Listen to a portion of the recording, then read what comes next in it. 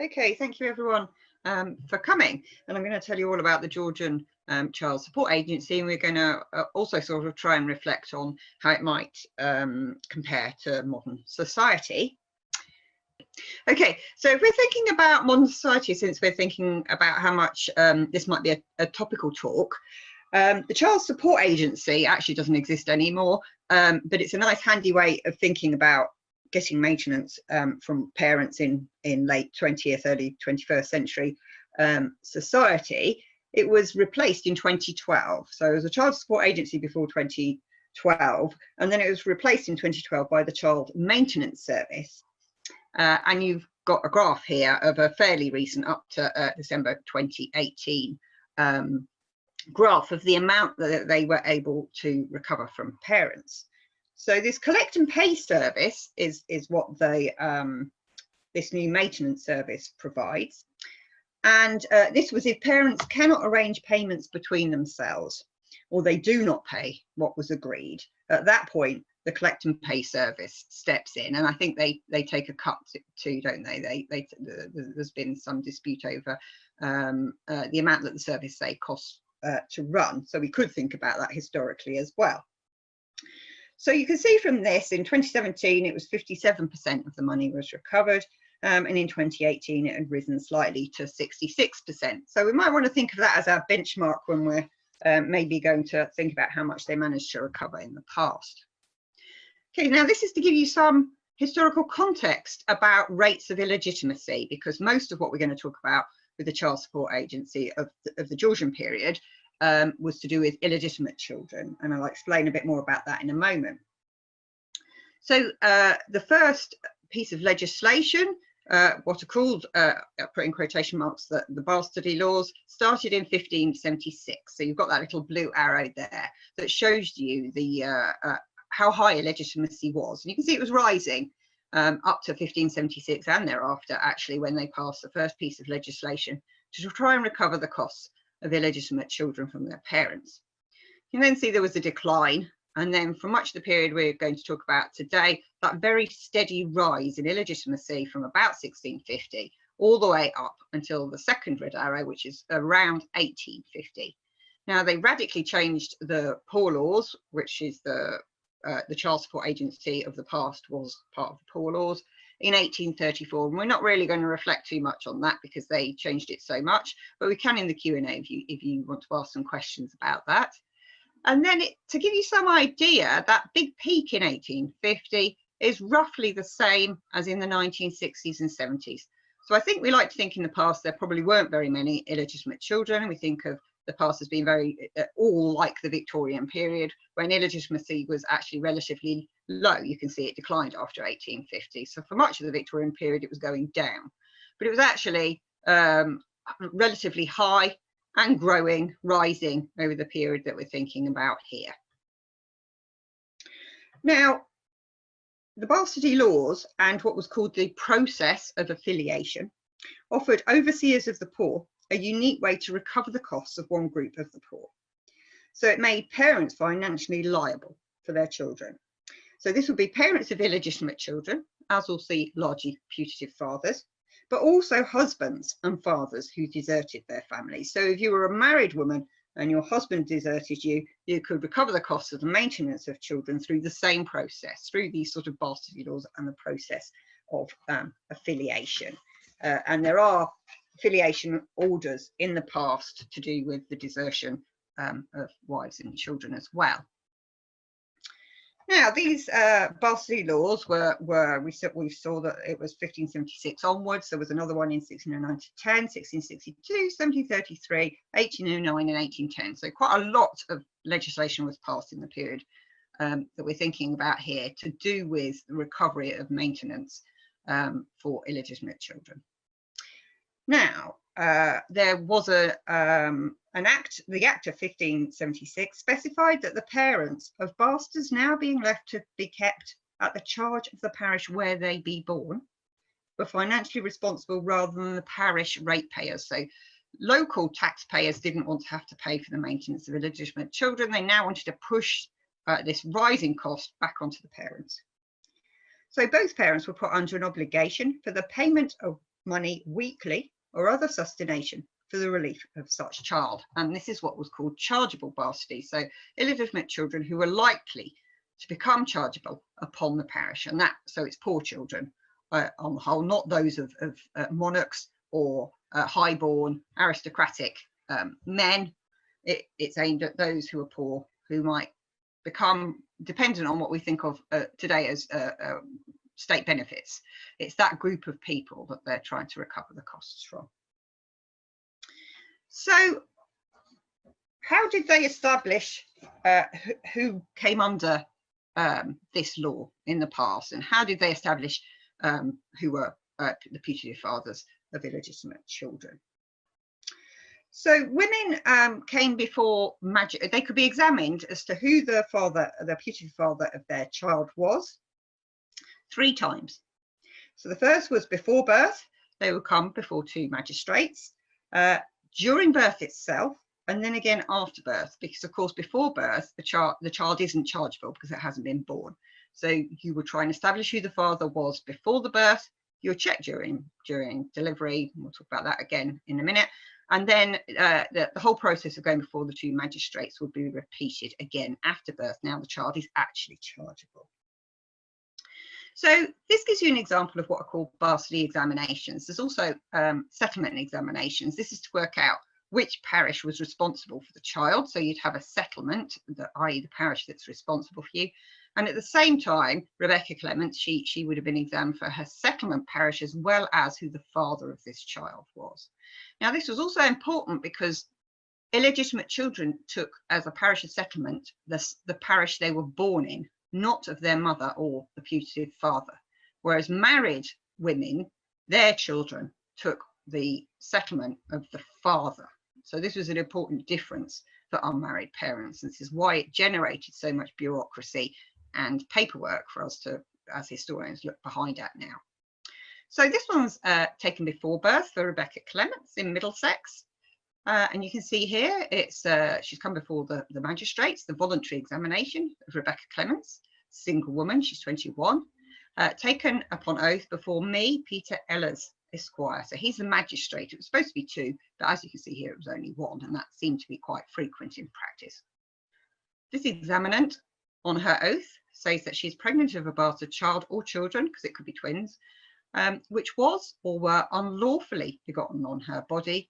So this was fornication outside marriage, which was against ecclesiastical law, by one Mr. John Custos, a jeweller who now lodges at a house in Tibbles Road near Red Lion Square, London, and says that he had carnal knowledge of her body the first time about 2 years ago at the Angel Inn behind St Clement's Church, London, and several times after the said inn, and particularly about 8 months ago at a house known by the sign of the Cheshire Cheese, near the creek adjoining to Chelsea, in the said county of Middlesex.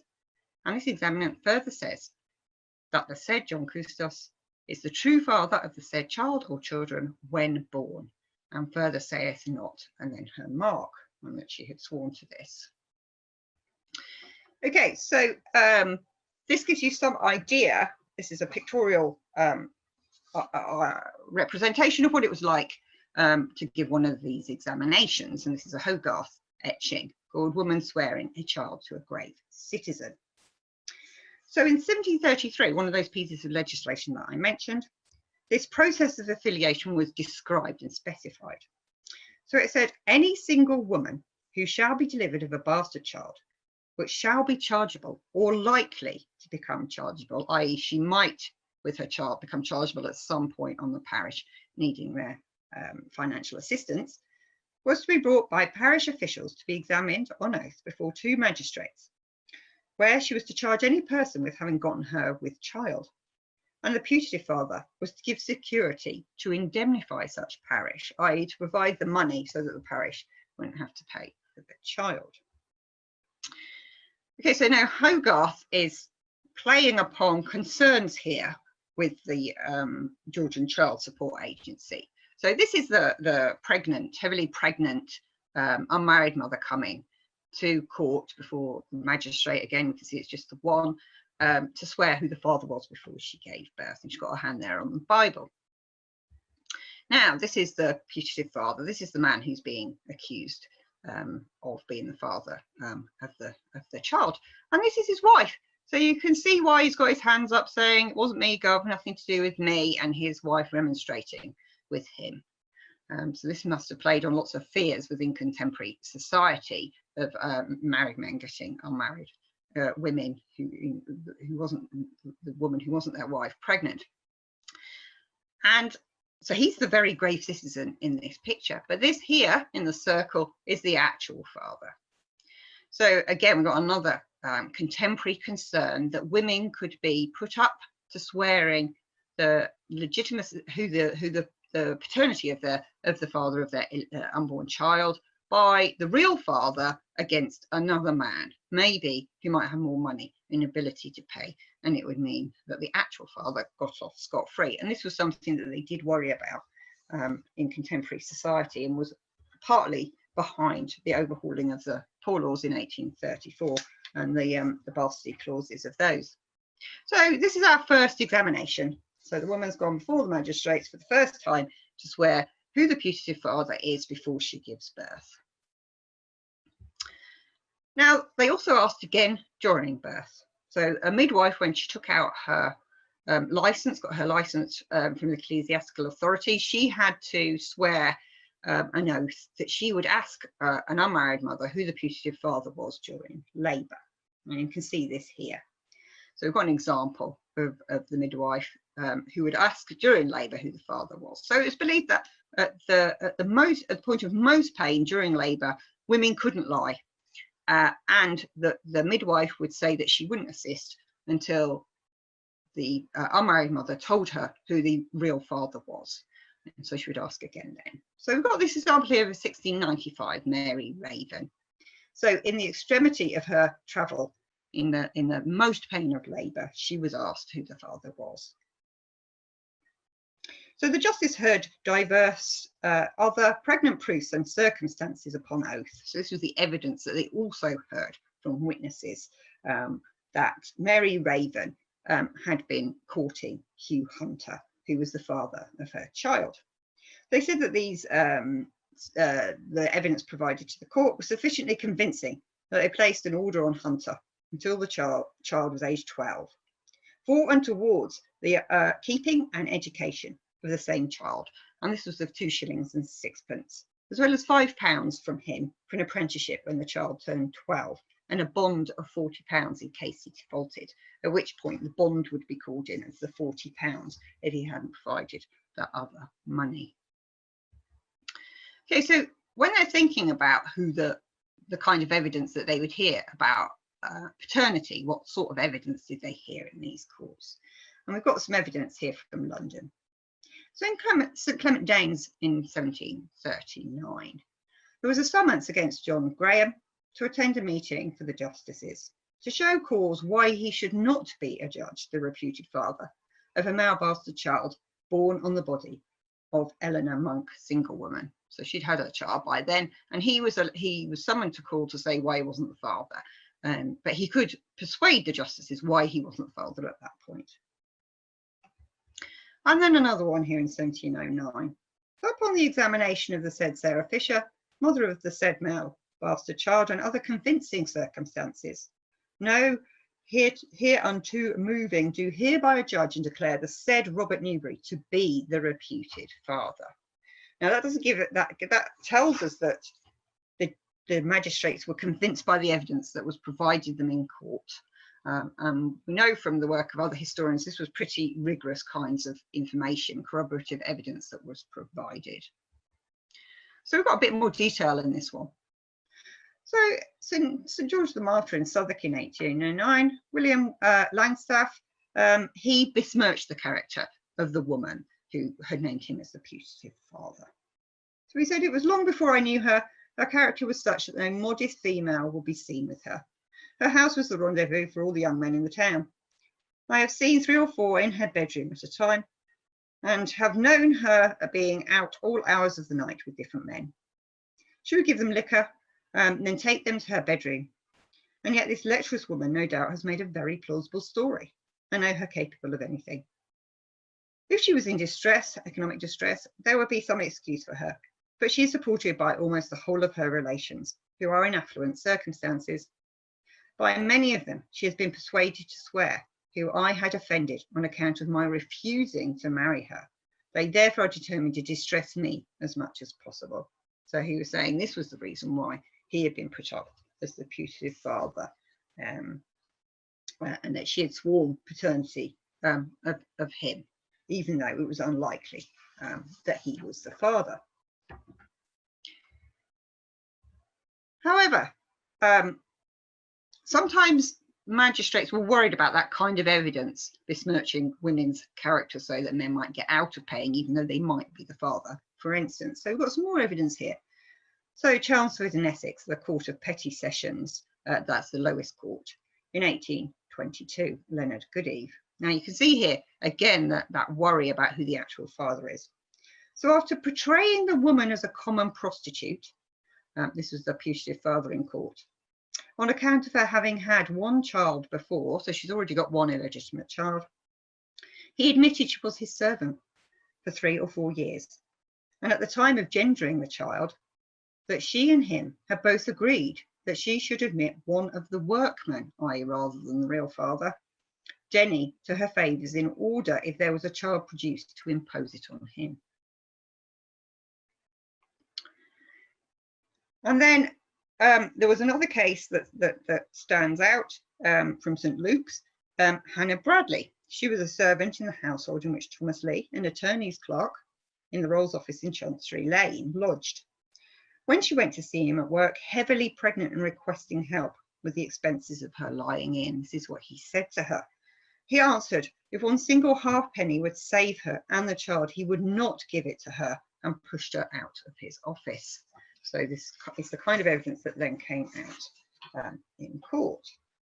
Now, magistrates were very aware of trying to work out who the actual father was. You can see here with the Chelmsford one that they managed to actually work out that this man, Leonard Goodeve, was the actual father rather than Jenny, and that they were always worried about these kinds of issues when they were trying to work out who the father was.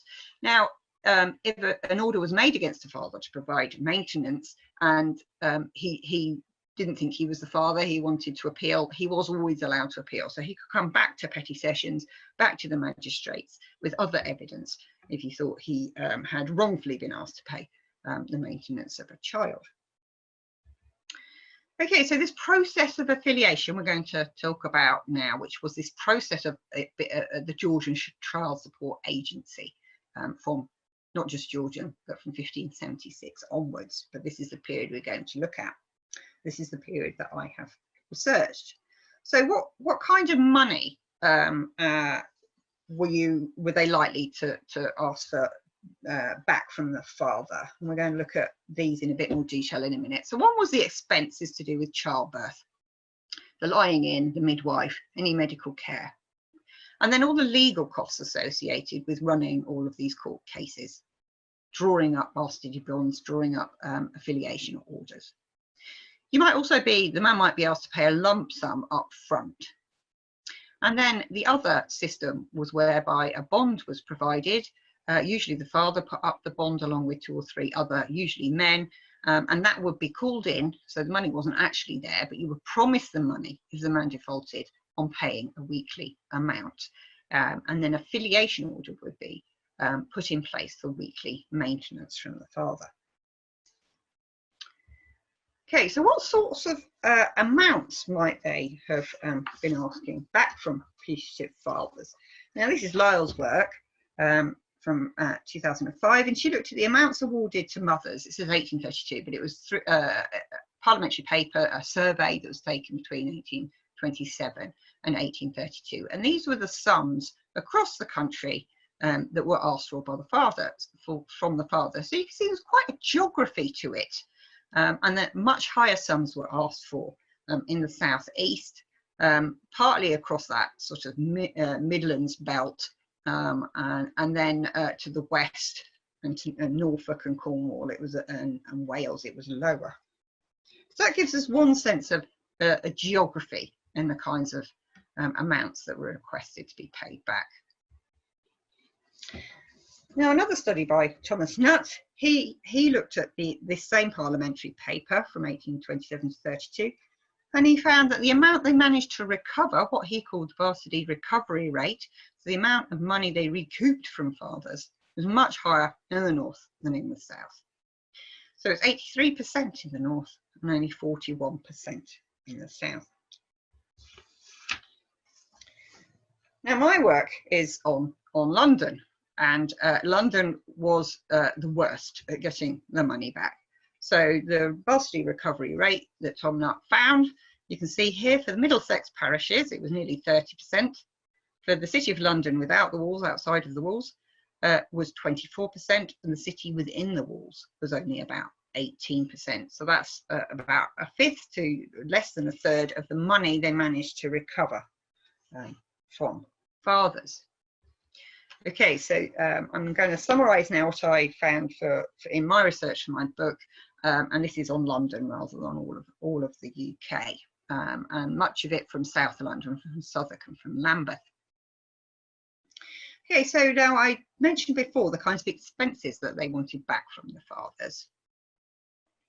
So the childbirth costs, initial maintenance, clothing for the infant. Fathers are expected to pay funeral costs if the child died, legal fees that we've mentioned, warrants, serving warrants upon fathers, those two varsity examinations, one before and one after birth, the order if it was made against the father, inquiring after securities, vestry clerks' attendants, beadles, messengers, discharging bonds, letter costs. So all of that might be asked for back from fathers, and this gives you some sense of the amount that was asked for, how much it came to and how much they asked for back. So you can see that the most common sum was £1 or £2, so not terribly high. But you can also see, and actually it doesn't show up because of it's a logarithmic scale, but you can see that very final one on the X, £15 to £21. You can't see that there was somebody there, but there was one man, and he was asked for £20, 10 shillings and 6pence. So it could be a very significant sum indeed. Now, we've also got lump sums that were paid in St George the Martyr in Southwark. This information was recorded, and the number of men that were asked to pay lump sums. So you might pay a lump sum, and this meant all further claims on them were discharged. Now, Jonas Hanway, who was a reformer in 18th century London, he disapproved of lump sums because he thought this contributed towards the high mortality rates of illegitimate children, because it removes the incentive to keep them alive. We might speculate that a lump sum might be less than paying a weekly maintenance for years and years and years and years, and that fathers might have decided that they would rather pay a lump sum up front and be discharged from any further responsibilities. And in fact, what I actually found was it was the poorest men, or those that were a flight risk and were likely to default. These were the men that they didn't trust, and they asked for the money up front. And in fact, 30% of men paying these lump sums had been jailed until they agreed to do so. And that masters, fathers, friends all had to contribute towards these lump sums. So it's more likely that they were very poor, or they were likely to desert. So John Ivory's master, for instance, Mr. Wrench, paid his lump sum of £21. So you can see here the most common lump sum was £20 to £29, but quite a few were paying £50 to £59.